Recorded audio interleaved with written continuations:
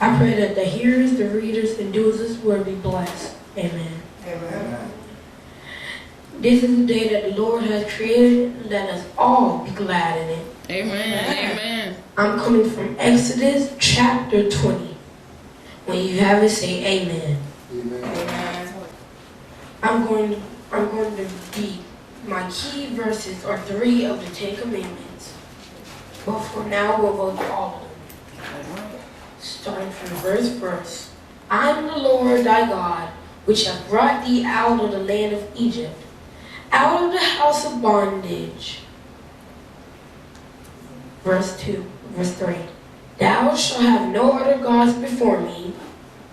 What this is saying it's saying that you should not praise anything that is not of me. I mean, the chair that Ms. Jennifer Jones is in front of, you should not praise that like it's God. Amen. Amen.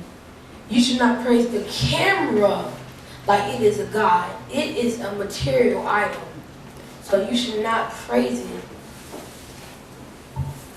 You should not praise your cell phone like it is a God. Because it is a material item. Help me some. It does not do for you. It does not make you live. Amen. We're going to preach about it. Cell phone. Verse 4. Thou shalt not make unto thee any graven image or any likeness of anything that is in heaven above, or that is in the earth beneath, or that is in the water under the earth. Amen. What this is saying is, don't try to make something that's in heaven. Don't try to make God. Don't try to make hell. Don't try to make fiery pits. Don't try to make anything under the water that you think might be holy. Oh, come on, preacher. Go ahead.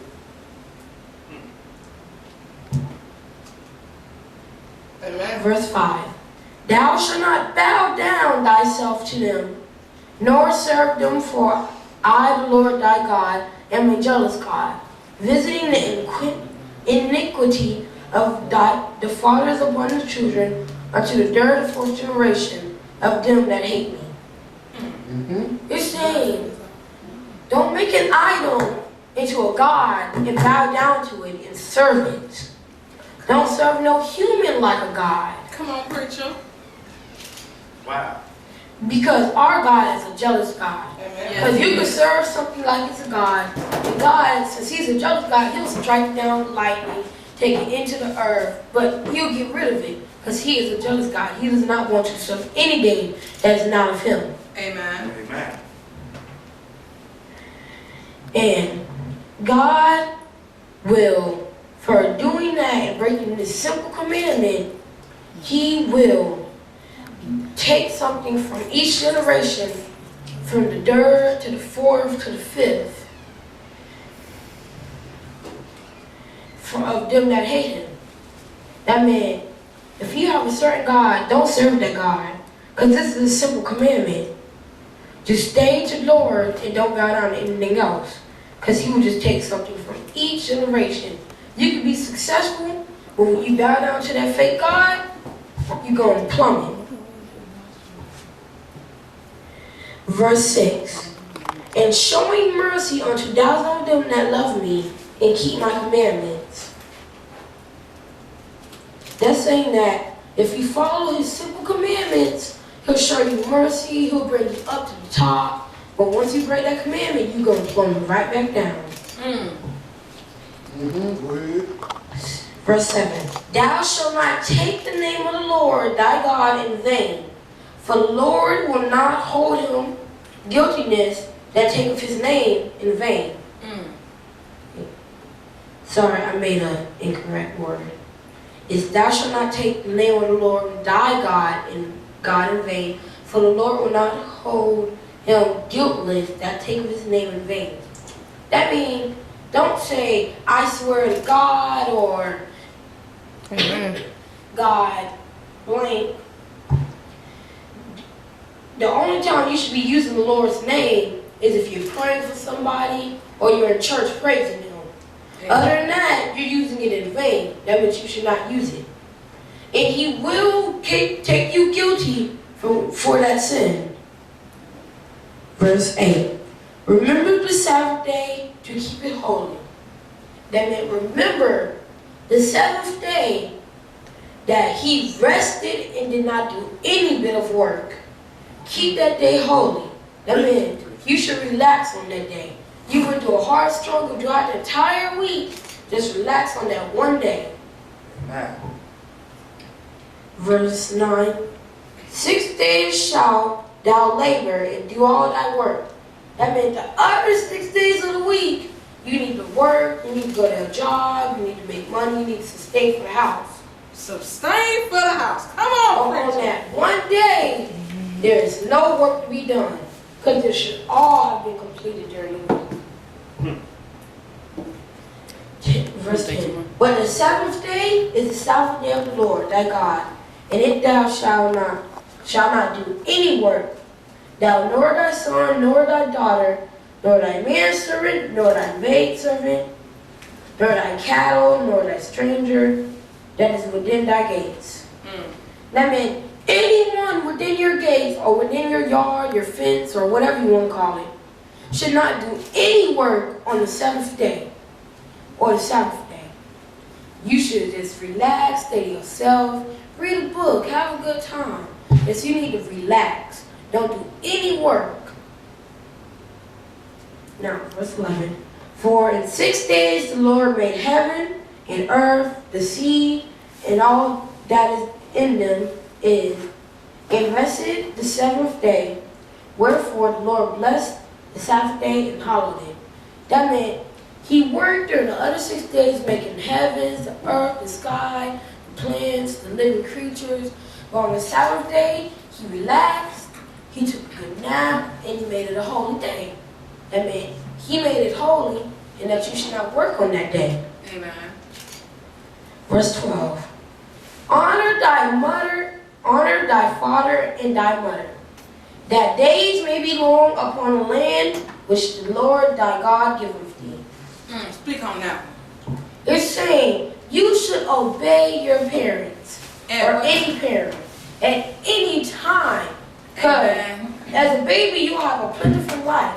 But as you grow up, you'll start disobeying and having problems, having attitude, rolling your eyes. And after that, your days shall be shortened.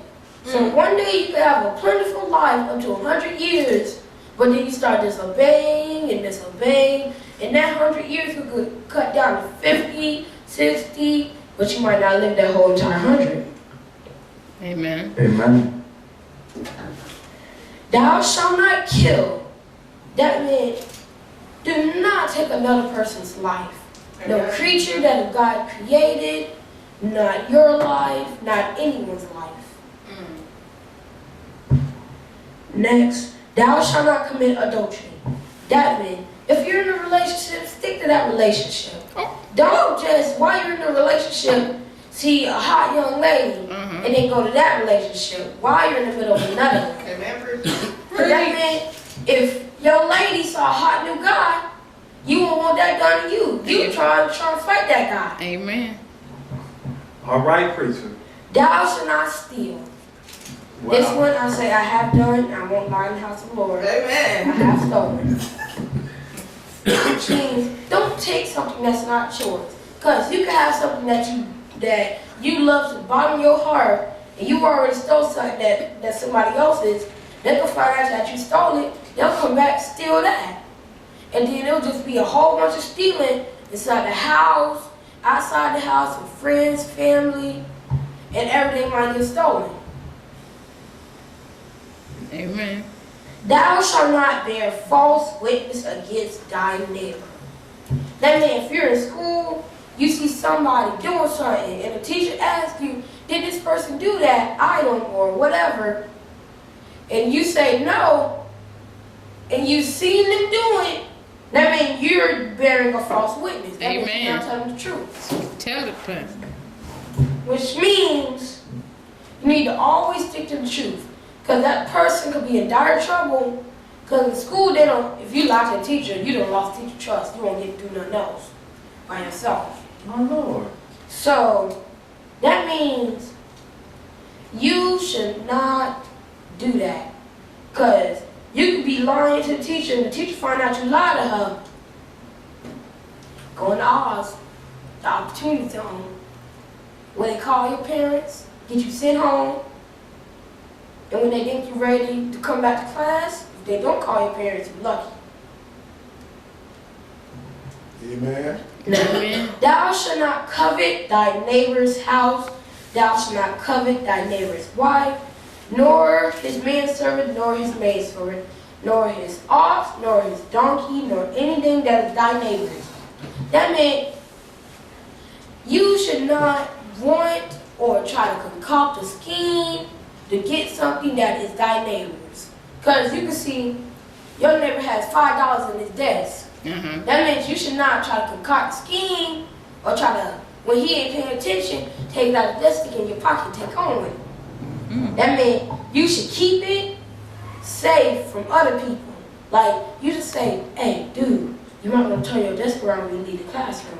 Because you got $5 in there, anybody can just take that out your desk. Like, you should help that person out. Don't just say, hey, man, hey, you got that $5, could you split it with me? Amen.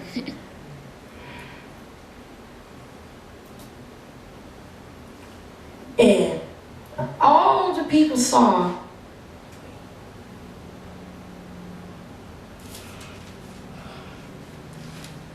now that I've gone on the script, my 10 Commandments, I'm going to go back and go to my original. Thou shalt not commit adultery. You should not cheat on your partner. Because you do that, they'll cheat on you, you'll get arrested, you can go to court, you can lose everything that's yours. Amen. Because you did one sin. That's just like, you could be way up there, you could be millions, billionaire, but you cheat on your partner, they might want representation, they might want to have half of everything you own. And you could be a $50 billionaire, you plumb it down, way down, to a $25 billionaire. Come on, you could be one of the richest people in America. Then you become second best because of that one sin. And thou shalt not steal. I really chose this one because my bike was stolen. That's why I really chose this one. Thou shalt not steal because before, like I said, somebody can steal something of yours, if you steal something of theirs, it could all go out like that, and then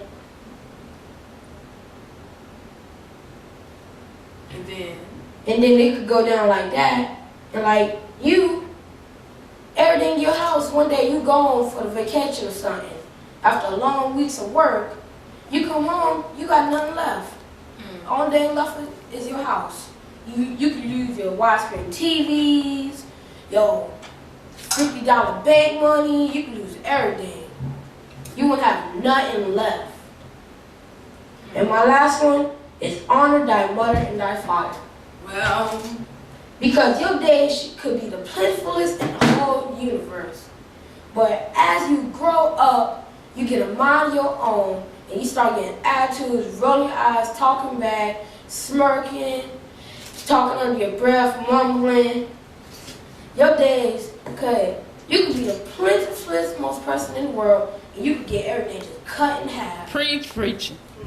You could be just 60, and then from all the times that you disobeyed your parents, they add up.